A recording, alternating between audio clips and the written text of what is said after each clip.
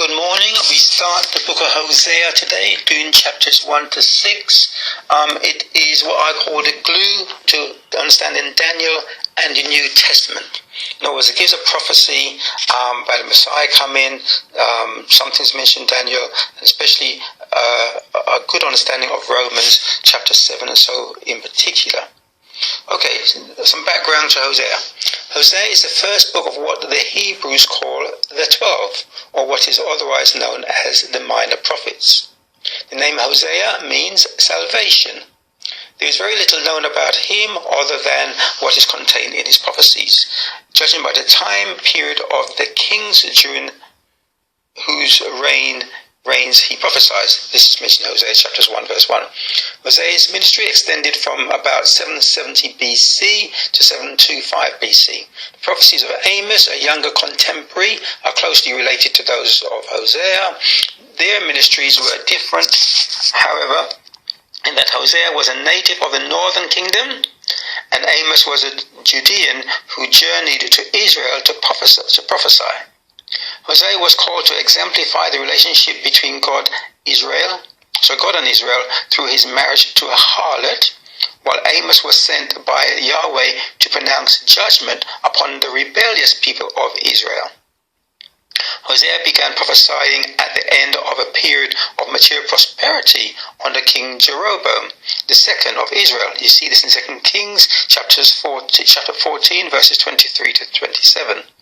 Unfortunately, however, during most of Hosea's lifetime, the people were spiritually bankrupt. Their leaders permitted them to practice idolatry. We see this in 2 Kings chapters 15:35, 2 Chronicles chapters 27 verse 2, and to commit spiritual harlotry against Yahweh. And we'll see this in Hosea chapters 1 verse 2, chapters 2 verse 8, chapters 4 verses 12 to 15. They refused to recognize that God had provided them with the wealth that they possessed, Hosea chapters 2 verse 8. In fact, they attributed their prosperity to idols, Hosea chapters 2 verse 5 and 10 verse 1. The people had become covetous and greedy, oppressing those who were least able to defend themselves. We see this in Hosea chapters 4 verses 2, 10 verses 13 and 12 verses 6 to 8. Despite the punishment that God promised to bring upon them in chapters 5 verses 9 and 10, there is a strong attitude of hope that is evident throughout the book. Just as Hosea brought back his unfaithful wife, in the analogy, Israel will be redeemed by God in the last days. We see this in Hosea chapters 1 verse 10 and 11, verses 2 chapter 2 verses 14 to 23, chapter 3 verses 4 and 5, chapter 11 verses 10, chapters 11 verses 11 as well, and chapter 14 verses 4 to 7. So I always say you read or listen to the old chapters, but in this particular case, do it attentively. Indirectly, it has to do with your eternal salvation via the proper understanding of the whole Bible, and in particular the New Testament. You should see in chapter 1 verses 9 to 11, it concludes in divided Israel, that's 12 tribes, divided into Israel and Judah, being brought together under one head, being joined Messiah, as told in Daniel chapters 2, also in Ezekiel chapters 37 verses 16 to 19. And in other places it says it comes under the reign, under the genealogy of David. Yes, he'll come under the genealogy of David. See also Ezekiel chapters 36 verses 10 and 11 and verse 28 as to why did God show mercy on Judah and not on Israel. And we see the criteria of getting God's mercy in Exodus chapters 20 verse 6 and Deuteronomy chapters 5 verse 2. So Deuteronomy 5 verse 10. In other words, to those, I'll leave you to read it. Okay. A little bit so you understand what the story is about.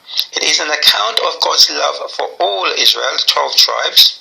And also you see this in Isaiah chapters 49 verse 16, where he says he's written them on the palm of his hands. That's how much he loves them.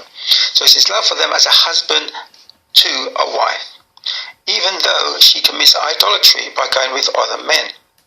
God therefore uses the analogy of two sisters and a husband to explain the prophecy in a way that humans should be able to compare and understand a relationship between a man and a woman. There is a deeper understanding, however, as to why Yeshua, the Messiah, came to redeem, or what I would say remarry in a way, adulterous Israel, the 10 tribes of the northern kingdom who got scattered by Assyria. For example, only when a husband dies is a wife freed to remarry. And this is really what Romans chapter 7 verses 2 to 3 and 1 Corinthians 7 verse 39 is about. To properly understand these teachings of Paul in the context of Yeshua, one must understand the laws of God, especially in relation to marriage. I think the point is taught in a video on Romans titled Understanding Romans by Jim Staley, Staley, which you can get on YouTube. It's either in that video or those 3 videos, so he goes through it in 3 videos, or also in a video that he has called Truth or Tradition. I say on YouTube by Jim Staley. First try to understand in Romans 1. Okay, let's get on to the actual Hosea now, reading a few verses.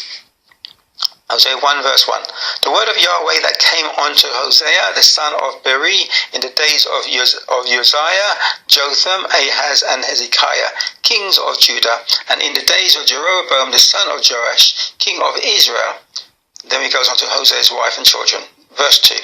The beginning of the word of Yahweh by Hosea. And Yahweh said unto Hosea, Go take unto thee a wife of whoredoms, and children of whoredoms, because the land hath committed great whoredom, departing from Yahweh. So he went and took Gomer, the daughter of Diblaim, which conceived and bare him a son. And Yahweh said unto him, Call his name Jezreel, for yet a little while, and I will avenge the blood of Jezreel upon the house of Jehu. Jehu was a former king, and will cause to cease the kingdom of the house of Israel, part of the 12 tribes. Verse 5, And it shall come to pass in that day that I will break the bow of Israel in the valley of Jezreel, and she conceived again, and bare a daughter. And God said unto him, Call her name Laruama, for I will no more have mercy upon the house of Israel, but I will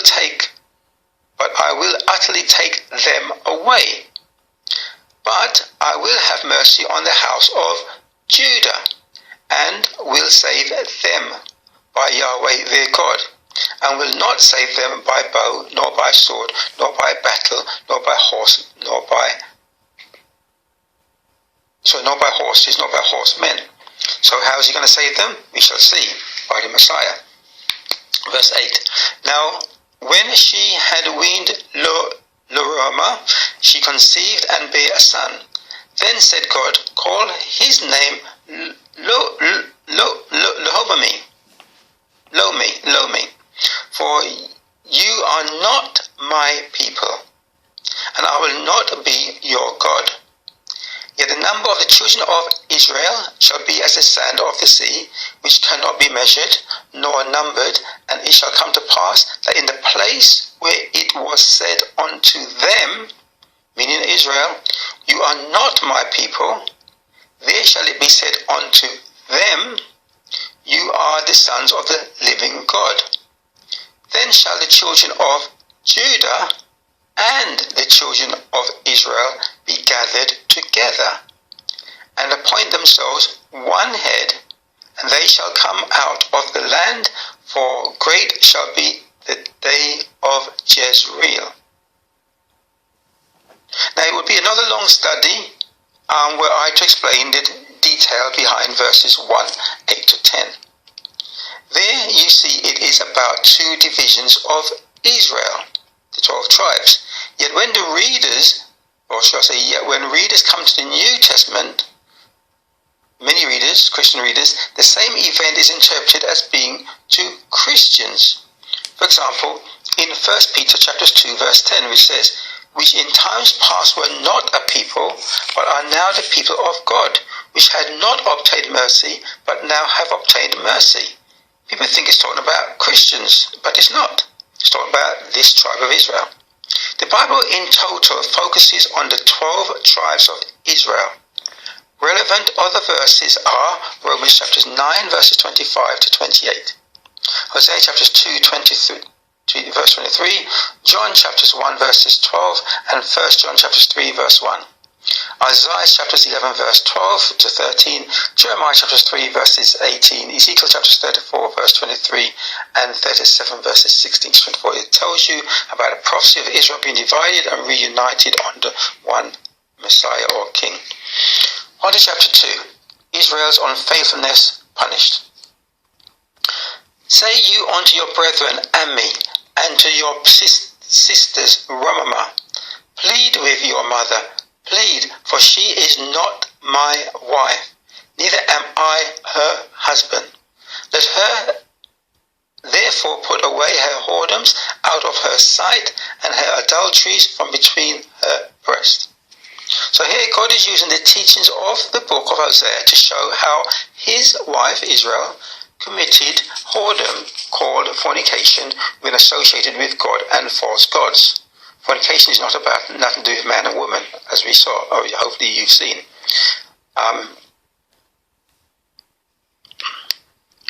This analogy and representation is important to the understanding of what a husband under the law does in such situations, and how that wife can remarry only when the death of her husband is, which is why the Messiah came and had to die.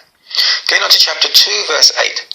For she did not know that I gave her corn and wine and oil and multiplied her silver and gold, which they prepared for Baal. Verse 11. I will also cause all her myrrh to cease, her feast days, her new moons, and her Sabbaths, and all her solemn feasts. Verse 13. And I will visit upon her the days of Baalim, wherein she burnt incense to them, and she decked herself with her earrings and her jewels, and she went after her lovers, and forgot me, saith Yahweh. Now I have included the above 3 verses to show sometimes the blessings even of life that God gives us is used to worship Baal, false doctrines, denominations, traditions, etc. of men. The verses says her feasts are not gods of Leviticus 23. They set up their own system and so forth, or even use his feasts, and sometimes did use his days, but to worship Baal on them. This leads people to wrongly use Isaiah chapters 1:14, which says, your new moons and your appointed feasts my soul hateth. And they use it as a reason not to keep God's feasts of Leviticus chapter 23. They don't know the difference between God's and the people's. See also Amos chapter 8 verse 10. So do not use Isaiah 1:14 or any verse really as what people teach, not to keep God's Sabbaths or feast days. Verse 16. And it shall be that day, saith Yahweh, that thou shalt call me Issi, and shall call me no more Baali. For I will take away the names of Baalim out of her mouth, and they shall no more be remembered by their name. So Baalim is a name for gods. When you add I-M to word Bait, or Hebrew, or word in Hebrew, it makes it plural, just like in English you had the word S. So Baal becomes Baalims, God becomes gods. So God, anyway, to fully understand that, there's an article titled God and Son's Name, Yeshua or Jesus, on the website www.forwardtoyahweh.com. So moving on to Hosea chapters 2 verse 19.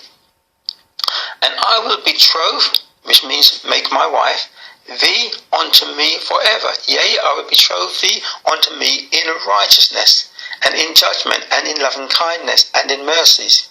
I will even betroth thee unto me in the faithfulness, and thou shalt know Yahweh.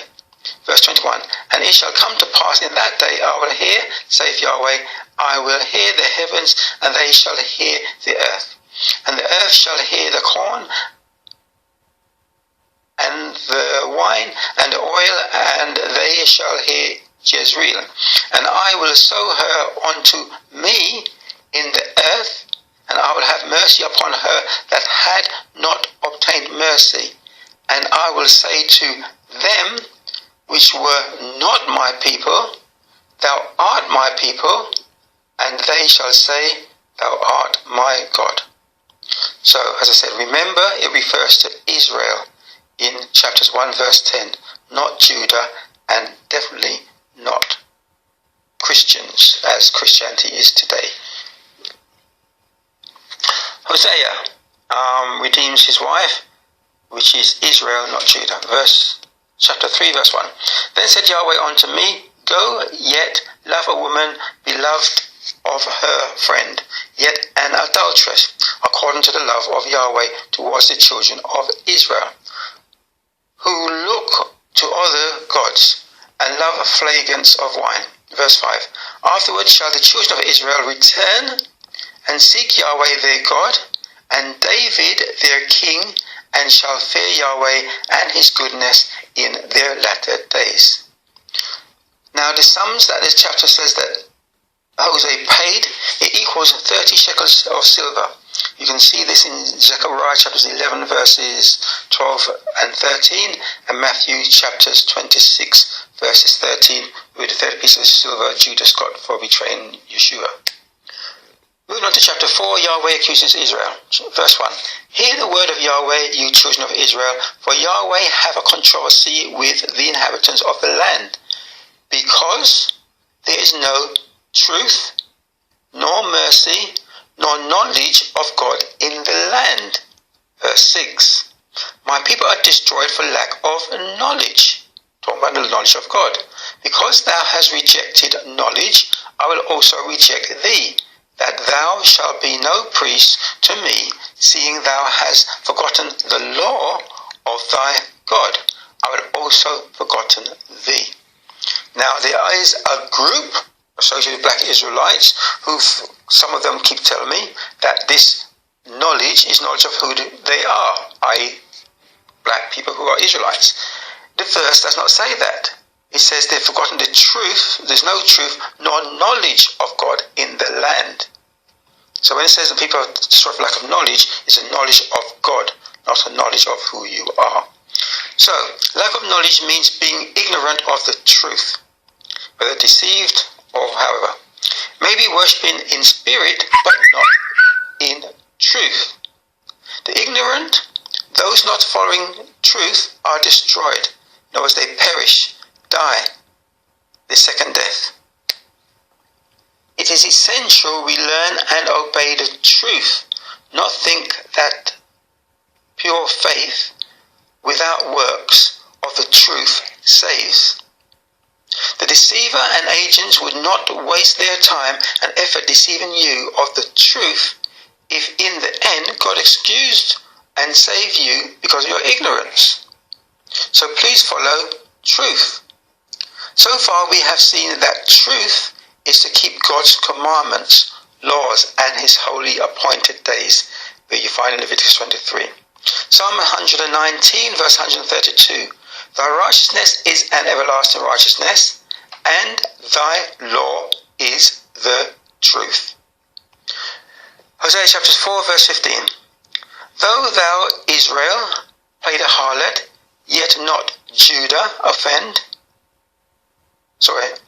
Yet let not Judah offend, and come not you unto Gilgal, neither go you up to Bethaven, nor swear. Yahweh liveth, for Israel slideth back as a black sliding heifer. Now Yahweh will feed them as a lamb in a large place. Ephraim is joined to idols, let him alone. Their drink is sore.